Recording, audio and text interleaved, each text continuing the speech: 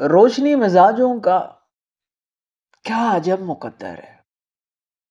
जिंदगी के रास्ते में बिछने वाले कांटों को राह से हटाने में, एक एक तिनके से आशियां बनाने में, खुशबुएं पकड़ने में, गुलसितां सजाने में उम्र काट देते हैं।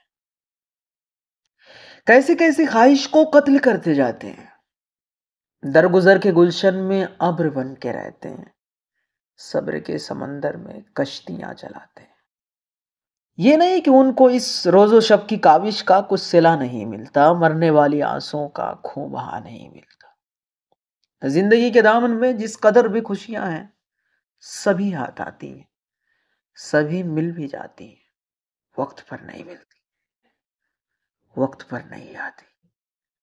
यानी उनको मेहनत का अज्र मिल तो जाता है, लेकिन इस तरह जैसे कर्ज की रकम कोई किस्त किस्त हो जाए। असल जो इबारत हो पसे नविश्त हो जाए। फसले गुल के आखिर में फूल इनके खिलते हैं। इनके सहन में सूरज देर से निकलते हैं।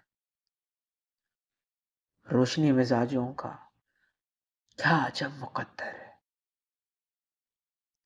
रोशनी मिजाजों का क्या अजब मुकद्दर है।